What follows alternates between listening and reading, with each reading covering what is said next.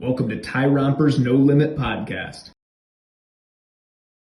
Ladies and gentlemen, boys and girls, thanks for tuning in to Tyrompers No Limit Podcast. This episode number 58, 59, somewhere around there. You guys know I never know the number, but we are fired up today, ladies and gentlemen. We have honestly a world-class trainer on here today, guys. We got Michael Eckstein coming on. This is a man, number one, first and foremost, he's just an awesome dad, an awesome husband, lives an intentional life, super fit dad, part of the Fit Dad clan here on Twitter, which we love to highlight. And, this guy does functional training. He trains people in person. He does a lot of training online. He puts out these fire videos every single week now on Twitter, just showing people the right ways to train, showing how to avoid injury and all these great things. I could hype this guy up forever, but why don't I just let him do it himself? Welcome to the podcast, Michael. Thanks for coming on. You have no idea how long I've been waiting for an intro from you. Your world famous intros. I love it. Thanks, brother. I get fired up about these, man. But I'm fired up to have you on here today. For anybody who might not know a little bit about you, I know you've grown a lot on social and helping a lot of people over these last year or so, man. Can you kind of give us a little background of yourself, who you are, what you're about? Yeah, so as Ty mentioned, I am a personal trainer, work online and in person with people local to me. But love the whole fitness life, have a family, wife, and two little ones, a beautiful 4-year-old daughter and a 7-month-old son. So I think that kind of gives me a great background into helping others with their busy lives and how to incorporate fitness for them. So passionate about it. I think we'll get to it in a minute, but played college baseball. So I've had that fitness background my entire life, and just looking to continue to improve myself and those that I come into contact with. That's awesome, brother. You're definitely one that right away from the moment I saw you on Twitter, I was like, this dude's just here to help people, because you put out so much free content. I'm going to drop everything Michael does below, but give this man a follow on Twitter. This guy puts out just, dude, even when I started to train for this crazy 100,000 step and marathon thing and stuff, you were the first guy I reached out to. And I said, hey, brother, you put out this fire content. What are some exercises you'd recommend? You sent over some amazing stuff. I thank you for it. And kind of just share your passion a little bit for helping people. Have you always had that? Have you always kind of, I guess, playing team sports? Kind of give me your background on that, man. Where's that come from? Yeah, so it probably stems from when I was in college. So I'm not the biggest guy. I'm 5'9", 170 soaking wet. So when I got the chance to play Division I baseball, I had to really push my body to its limits to kind of keep up with everybody around me. And I started to get little injuries, aches, pains here and there. One thing led to another, which kind of just turned it into like constantly, rehabbing and treating your body. And when I was done playing baseball and got my certification, I realized that the body works in a very systematic, unique way, something that I had never known before, and realized, hey, I could have actually worked out a certain way to avoid all these little aches and pains and be able to push my body to that absolute limit. So once I figured that out, it's like, man, I wish someone would have taught me that when I was younger. And now that I know it, it's like, hey, now I can reach out to either a youth athlete or somebody in their 30s, 40s, 50s, or 60s and kind of teach the same principles to allow them to be able to be pain-free in their life. Man, that's awesome. I think that's what we all want, right? Like if you ask any random person on the street, what do you want out of your life? I want to be healthy, happy, not have aches and pains. I want to grow old. I mean, my goal with fitness, to be honest, my number one goal, Mike, is just to be 70 and still be able to get on the ground with my kids. And, I see my parents doing this into their upper 60s, and I want to be like that into my 80s, And so you're big into longevity. And can you talk through a little bit about in college, you mentioned you pushed your body, but it maybe wasn't in the smartest way? Yeah, so it's very common. Let's say you take some typical lifts like squat, bench, deadlift, things that, probably the majority of the population do. Well, what you can do is you can get so strong in those lifts that you out-train some of your smaller foundational muscles. Let's say your ankles, your knee ligaments, your hips. And then if you start to pair that with some other sort of, maybe physical activity, or as you age with other types of movement, you're now too strong for your foundation. So if you build that foundation up, if you get strong feet, strong ankles, if you strengthen your knee ligaments, if you strengthen your hips, now you can get strong with the traditional lifts and reduce your risk for injury. So that's kind of my whole philosophy. So you see a lot of people, and this is probably myself included before I met you, is, you do the muscles that look good when you flex, man. You want to look good with your shirt off, but you kind of neglect some of the different, nobody thinks like, oh man, that dude has awesome ankles.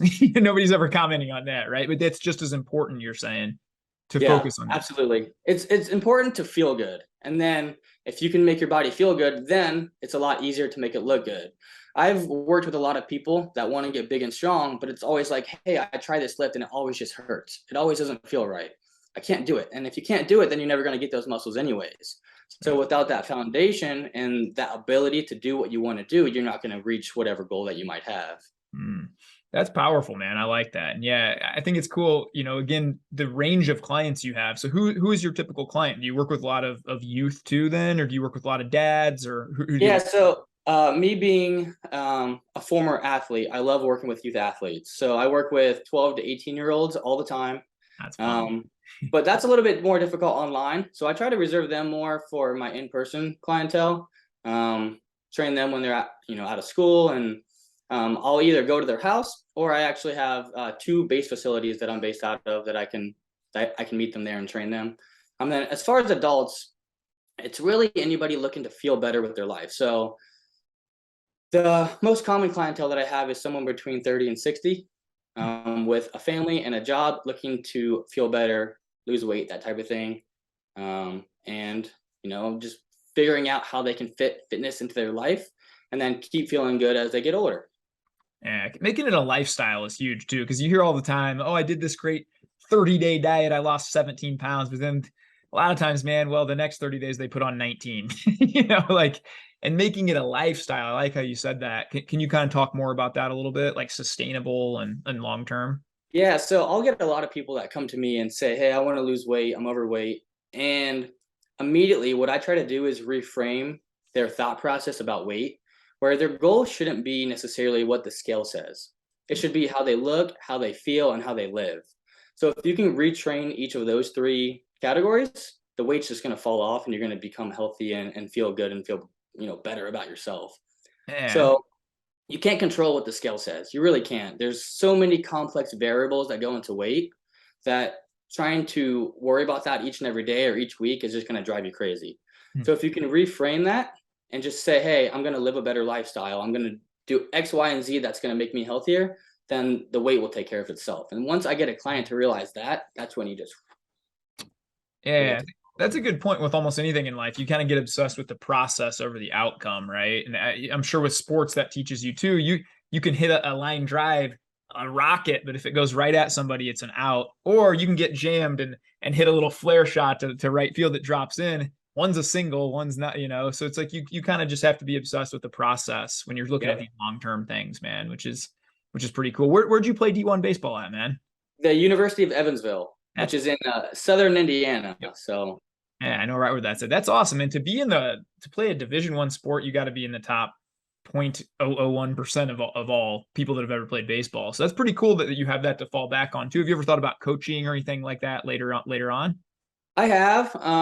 The issue that I come up with is the lifestyle that I want to choose. So I have 2 little ones. I have a wife, and a lot of times if you coach, you're busy during those times when you could be spending with your family. Yeah. So as they get a little bit older, maybe when my son starts playing sport, I might get into something like that. But that's something that I've really, really been working on the last 2 or 3 years of my life, is creating the lifestyle that I want for me and my family, and finding something that works for us.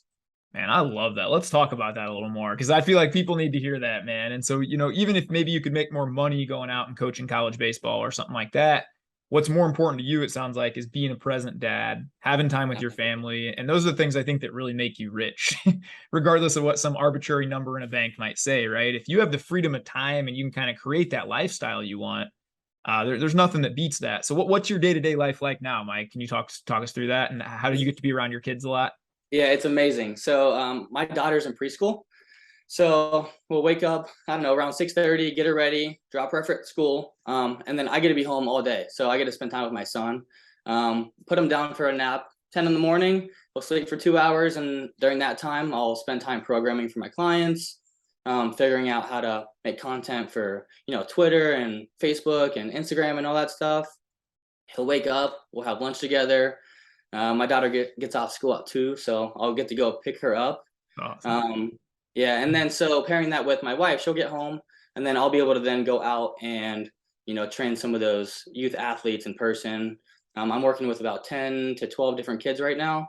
Wow. So spend about an hour with each one of them for, from about 3:30 to 7, and then get home at 7:30 or 8 and put my kids to bed and spend the rest of the evening with my wife. So yeah, that's an amazing setup, man. And something that I feel like maybe some people listen to be like, man, I'd love to have that kind of lifestyle.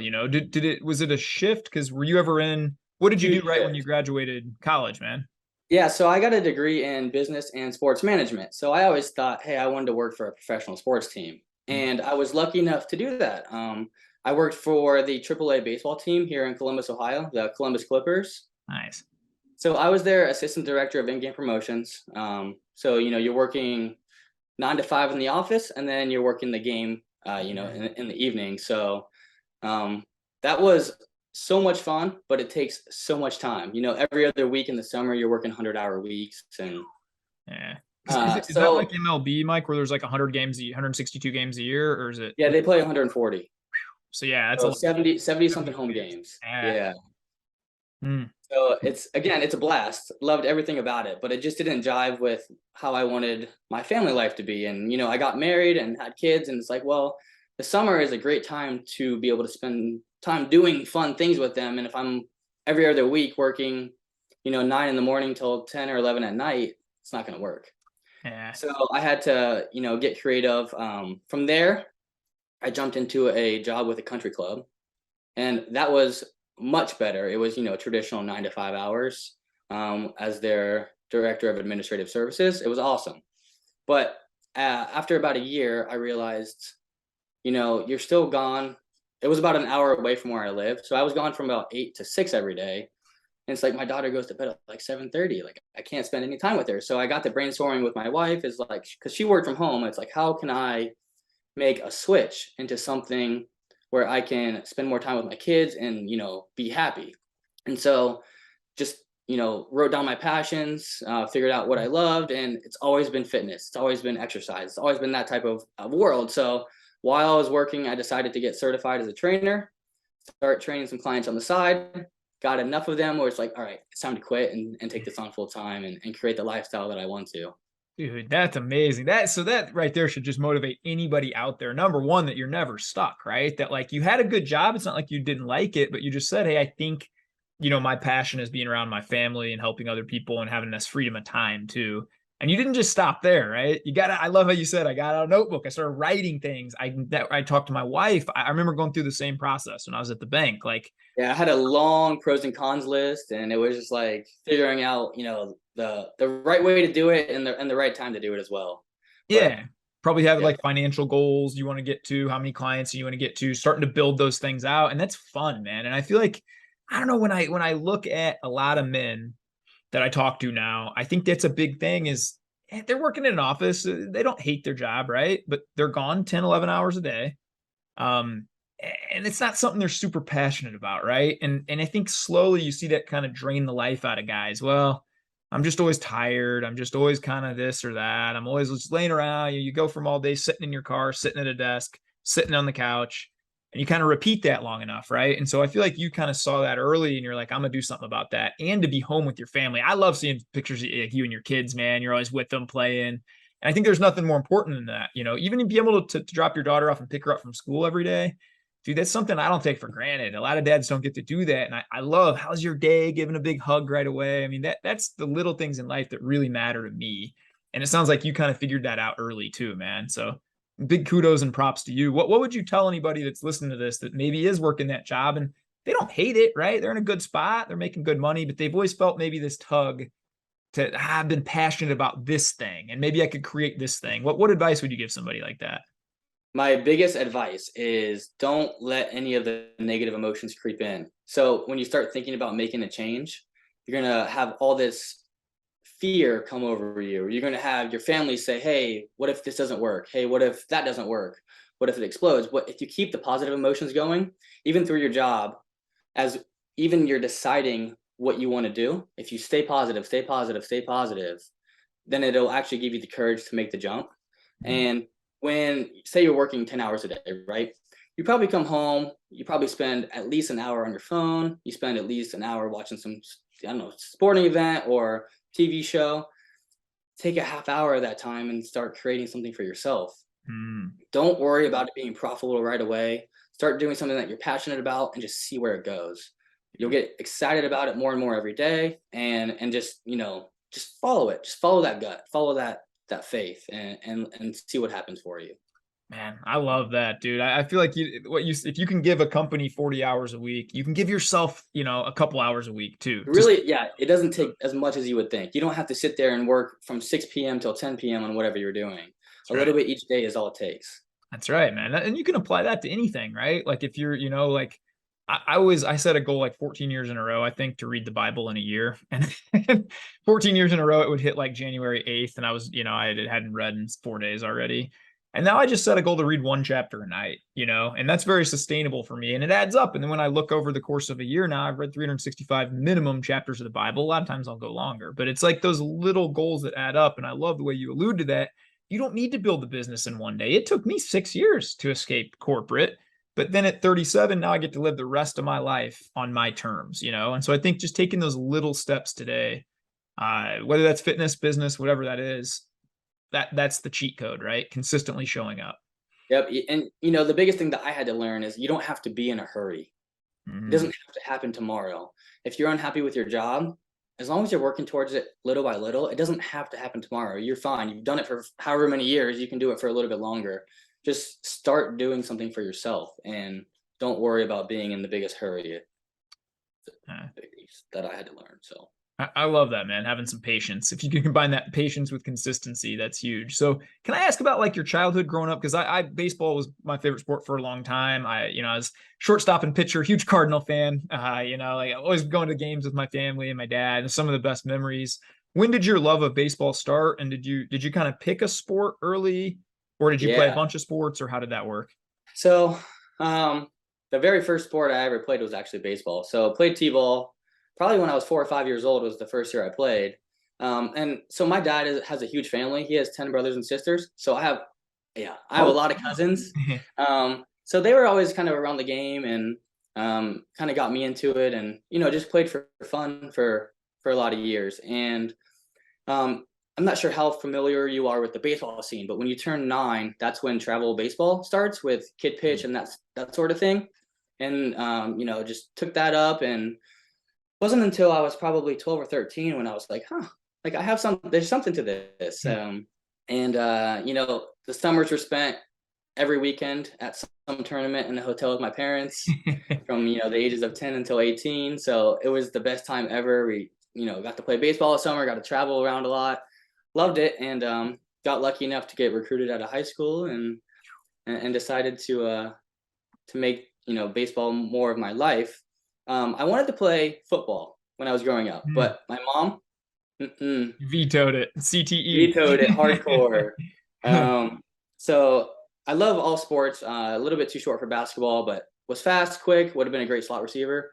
But mom was like, "Nope, I don't want you to get the whole head injury thing." And at the time I wanted to play, I was starting to get more serious about baseball. So she was like, "What if you tear your knee up or whatever it is?" So I had to listen to mom on that one. That's what moms are good at, man. Keeping us safe. That's when you were in high school, what position did you play too? So I was a center fielder. Oh man, that makes sense. Leadoff hitter. Yeah, that was who I was. Man. I could see you as that. A lot of your training videos and stuff. I mean, you are quick, man. You are really fast, and I would just say explosive too, is the way I would describe you. You're an athlete, right? And that center fielder, that makes sense, man. So what was your batting average in high school? Do you remember, like your senior year? 500. You hit 500? No wonder you got recruited, man. Holy that's wild. I had 500. I had like 35 stolen bases in 28 games. And so I was like, a contact hitter, base hitter type kid. So like the whole season, I only had 2 strikeouts. It was a good year.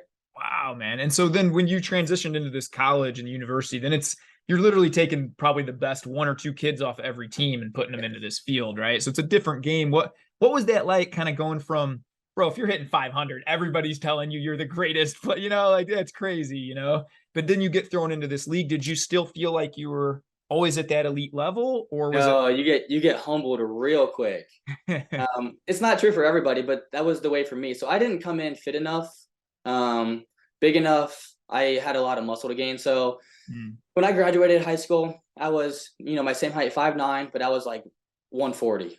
Oh, wow. And so, yeah, I was light. And so it was a wake up call when I got there when, you're playing with guys that are 6'2", 220, right? So I just don't even look the part. Yeah. So my freshman year, I redshirted and was told, like, if you don't turn things around, like, this isn't going to go well for you. And so the summer between my freshman and sophomore year, I gained about 40 pounds. Oh, Went from like 140 to like 170, 175. that is not easy. That's a lot of eating when you don't feel like eating and a lot of time in the weight room, man. Yeah. And my number one tool was speed. So I had to figure out how to do that and not get slower. So it was a challenge, but I worked my ass off. What was that like? Like what were your workout routines like? I hired a personal trainer. Nice. So I went to him 3 times a week. He kind of, led me on the right path in terms of diet as well. And so he kicked my butt. He got me stronger. He got me benching, 225, squatting 320, 330. And it's still really fast. And it was literally, eat, work out, play some summer ball games, eat, work out again, and, on repeat for about 3 months. I bet some of your buddies from high school, when you went back, hadn't seen you in like 6-8 months, and then you go back and you're 40 pounds more. They're like, who is this dude, man? It was crazy. And it was funny too. So I'll never forget this. But when I got back onto campus, my coach was like, Eck, like, wow, like you did some work this summer, didn't you? Because it was instantly noticeable. If you gain that much weight, my shoulders had filled out. I didn't look like the small, scrawny kid anymore. So that was probably one of the most rewarding feelings I've ever had. And even the fellow guys on the team were like, man, you like really changed not only your body, but what happened was I got more confident. So just my interactions with my teammates, just everything changed for me. And that's when I really, really became passionate about fitness.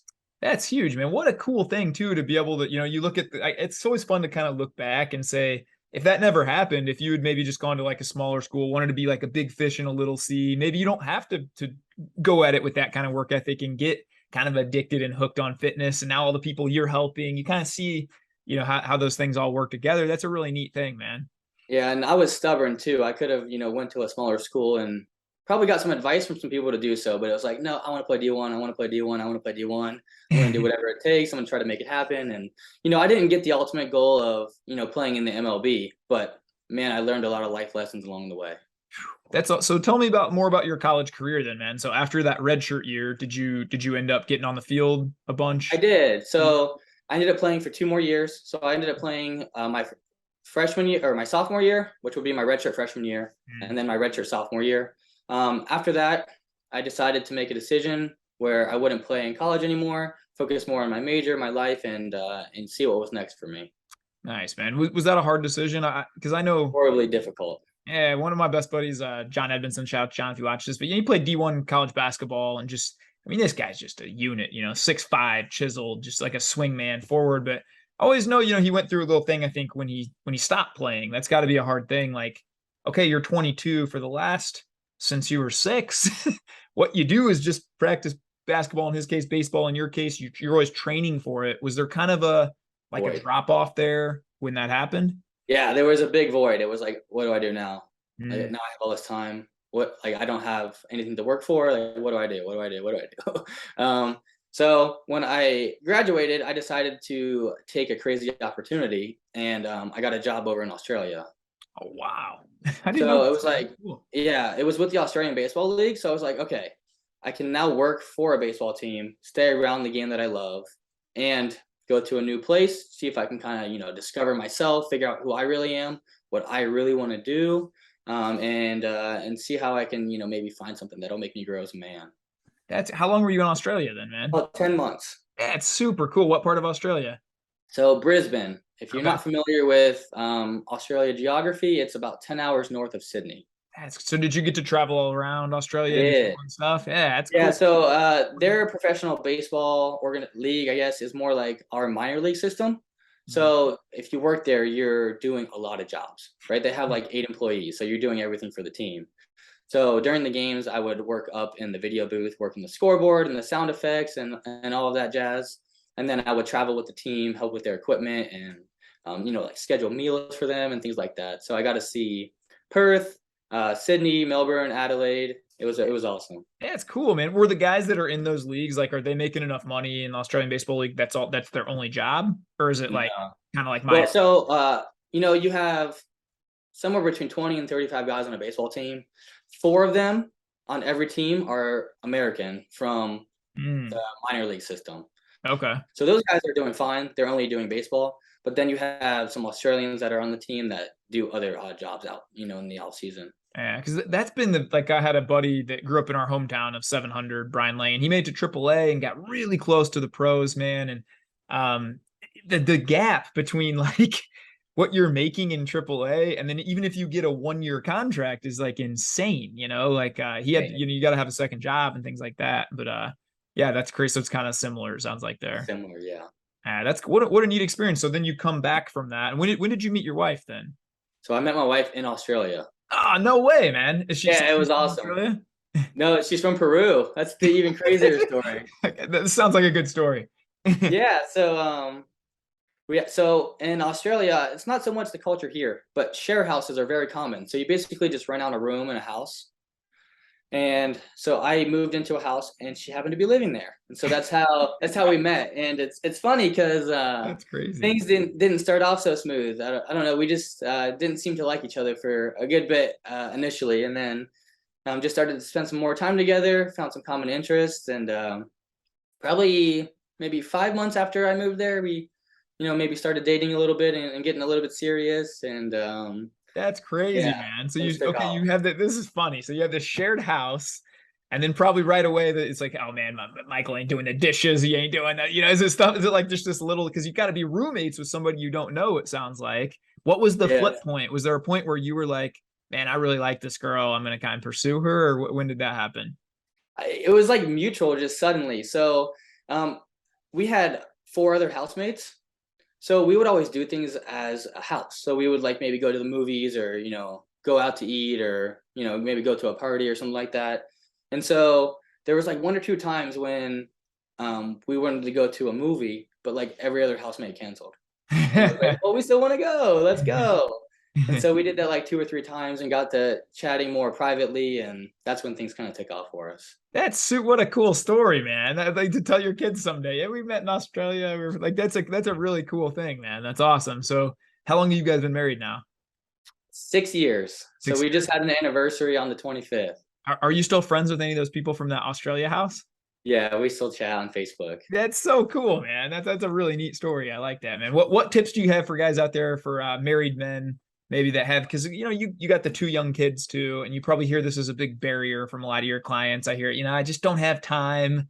I don't have the energy, all these things. How do you kind of tell, how do you do it in your own life, I guess? And then how do you help your clients? Yeah, don't be so it's twofold, right? So your workouts don't have to be perfect. You don't have to have necessarily an hour blocked off. You go down there go wherever you go by yourself. And you just have it super structured. So you can incorporate fitness into your life. So let's say, for example, you don't have a gym membership. Maybe you have a few weights in the house. Work out with your kids. Yeah. Have them watch you do it. Have them participate with you. Do squats with them. Throw them around in between sets. Like do things and make it interactive with them. And so realizing that your workout doesn't have to be 100% perfect and that you just have to get moving, lift some weights, be with your kids. That's the biggest mindset shift that I can, see in dads that are looking to incorporate that into their life.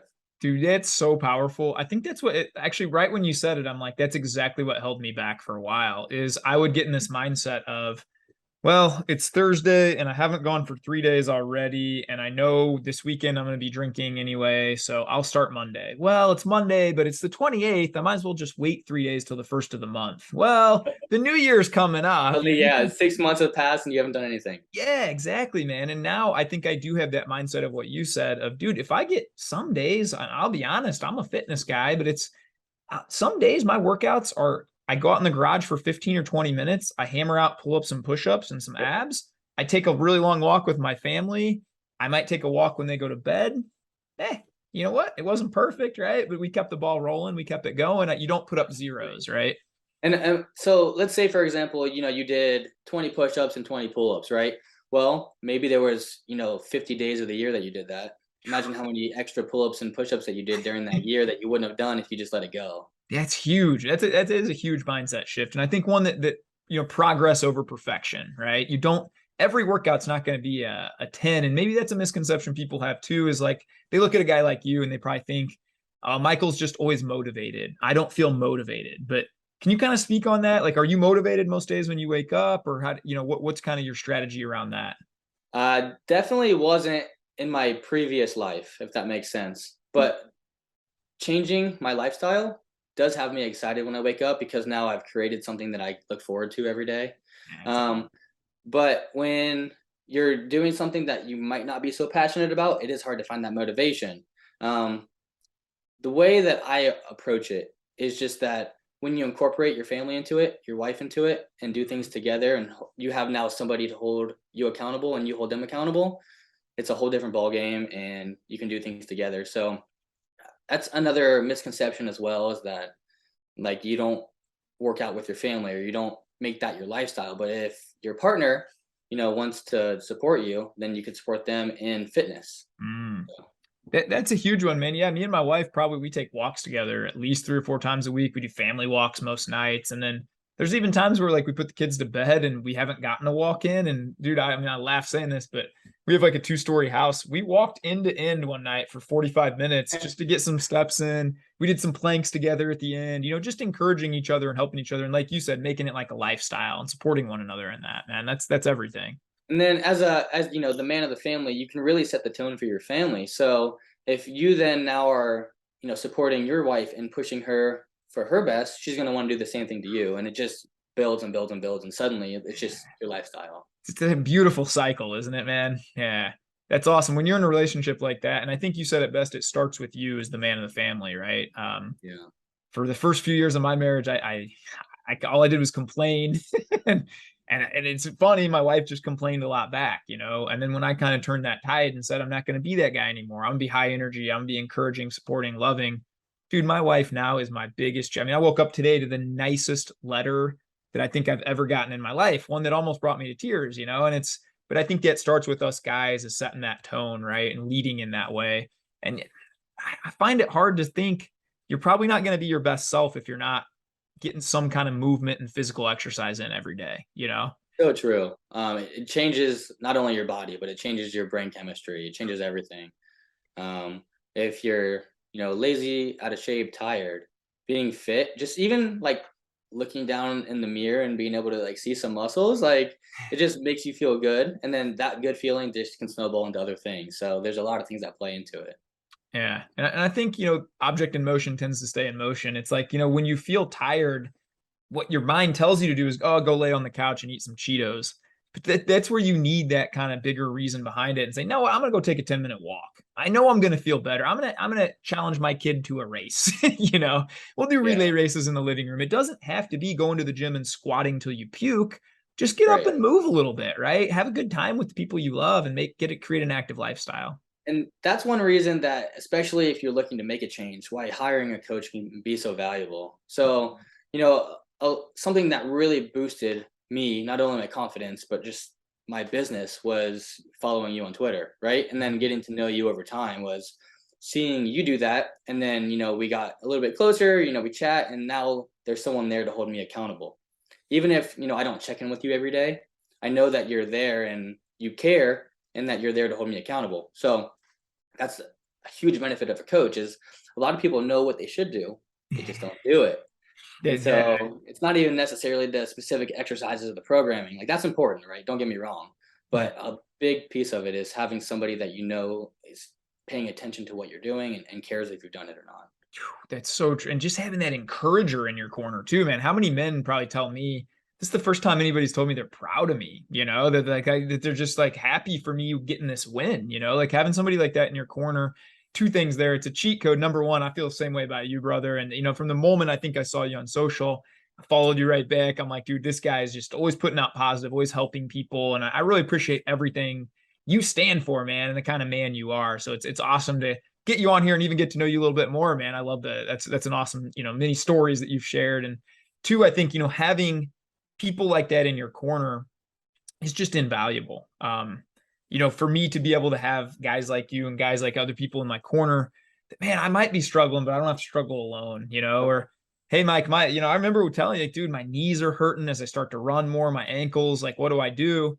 You gave me like 4 or 5 exercises, easy ones that I could do in 3-4 minutes a day. Nothing crazy, right? 3-4 minutes a day. I can find that time. Lo and behold, I got no knee problems. I got no ankle problems. It's like, you're walking 100,000 steps. I just did 100,000 steps and 5 days later, I'm back working out again. I'm back feeling 100% normal. And I couldn't have done that had I not had you in my corner and a guy like that. So I think that's a big lesson for anybody out there that maybe says, well, we all know the right stuff to do. Number one, right? You need to eat less food. You need to move more. So why do I need to hire a coach? Well, I'll tell you what, man, having that accountability, having somebody who can program specifically for you, hold you accountable, encourage you. I would just recommend anybody out there listening, man. Number one, throw Michael a follow. Number two, reach out to this guy. If you feel yourself in a rut, struggling, you can do better, you want more energy, be a better man for your family. These are the kind of people you need in your life. These are the kind of people you want in your life. So I appreciate that, man. I think that's really well said. Appreciate that. And I appreciate everything that you've done. And then just to give a brief overview of online training, there's a bad rap that it gets, I think, a lot of times, but it's beneficial for not only me, but for clients everywhere as well, because now you're not worried about your schedule. You don't have to say, hey, I got to be at the gym at 6:30 for an hour. You can do it in your day whenever you have time. So you have the same programming, the same coaching, all the stuff is the same, except for now you have the freedom of time to work out whenever it works for you. So that's huge. And with technology now, man, like people can shoot a quick video of them squatting and you can tweak them right in real time. You can do so much, now, which is amazing. And there's not a week that goes by, I keep 5 clients at a time now where the Tuesday at 10 didn't work out because the kid is sick, whenever we're supposed to meet. So having that flexibility is something I think that's highly underrated too, man. Not knowing I need to be at the gym at 5 a.m. to meet my trainer. Maybe your kid was up sick and it can't happen until 10 until they take a nap that day. But guess what? You're still there for them at 10 when they need you, Yeah, and then a lot of in-person trainers too, once you're done with them for the day, you don't really talk to them until your next session, where online, text all day long. Yep, that's right, man. Yeah, that's my clients. They become my best friends, man. I always joke about that. Like, dude, it takes me about 2 weeks before I'm like, I love you, man. Usually I love them within a couple of weeks, man, because you do have that intimate relationship. And absolutely, you care about their success so much, and so having a person in their corner that cares so much about your success, I think matters a ton too. I agree. Man, well, I appreciate you coming on. I always wrap up every session with what I call rapid fire questions, man. So I'm going to give you 5 questions right off the top of my head here. You give me your quick answers and we'll go from there. People can learn a little more about you. So number 1, what's the most impactful book you've ever read or most impactful, book you've ever read? For me personally, Think and Grow Rich by Napoleon Hill. That's a great book, man. That's a big one. Mindset change. Yeah. Just having that mindset. That's huge. All right. Number 2, I'm interested in this one. Do you lift with headphones or not? And if you do lift with headphones, what's that song you're going to put on if you're really trying to get after it for a day, man? So I'm weird. I don't, but I actually listen to audiobooks while I lift.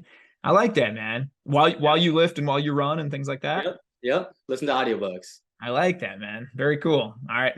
Number 3, what's your number 1 favorite exercise that you do each week? That's a great question. So probably my favorite are sled drags. I like pushing and pulling sled. That's a tough one, man. Yeah, when you push weight, right, it gets your strength up, but it also works cardio at the same time. So 2 for 1. I like that, man. That's awesome. What's the number 1 tip you would give for dads and husbands out there to make sure that your marriage is still doing well, that you don't just ignore that when you have the kids, when you have jobs, when you have all these responsibilities, but how do you and your wife, what's the number 1 thing you'd say you and your wife are pretty good at? Never stop pursuing each other.